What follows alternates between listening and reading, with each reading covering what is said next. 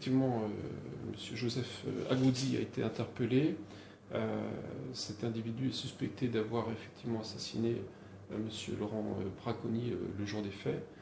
Nous avons des éléments matériels qui sont établis par l'enquête, des éléments matériels qui sont très sérieux, qui relèvent notamment d'une vidéosurveillance d'un parking de la place du marché, vidéosurveillance qui est aussi corroborée par un certain nombre de témoignages qui laissent apparaître qu'il y a des éléments effectivement probants, laissant penser que M.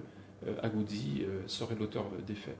Outre ces éléments matériels, nous avons aussi un mobile assez sérieux, puisque en 1999, le fils de M. Agouzi, qui se prénommait Marc, et qui connaissait d'ailleurs la victime, a été elle-même assassinée.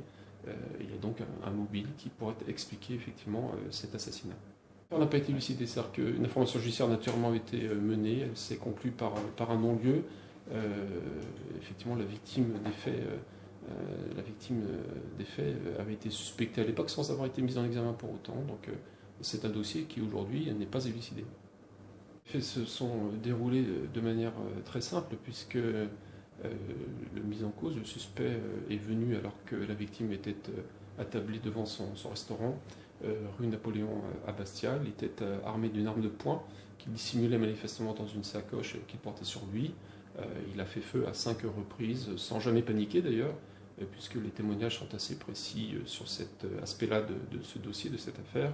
Et après avoir commis son forfait, il est retourné aussi tranquillement qu'il était venu, récupérer son véhicule sur la plage du marché, dans le parking souterrain.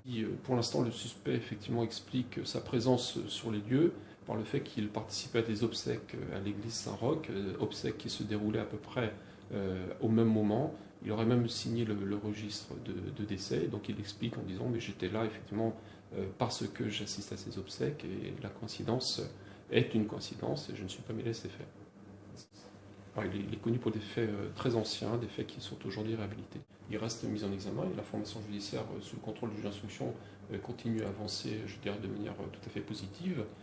Donc il va devoir s'expliquer aussi sur des éléments matériels qui sont aujourd'hui très intéressants et sur lesquels il ne peut pas, évidemment, ne pas s'expliquer, ne pas donner des informations précises. Il n'y a pas que les témoignages bien sûr, mais il y a aussi ces éléments matériels de la vidéosurveillance, puisque cette vidéosurveillance montre effectivement un homme portant une casquette, portant une sacoche en baudouillère. La corpulence correspond effectivement au suspect, donc il va devoir aussi nous expliquer où est la sacoche qu'il portait ce jour-là, où est l'arme effectivement qui était aussi dans cette sacoche.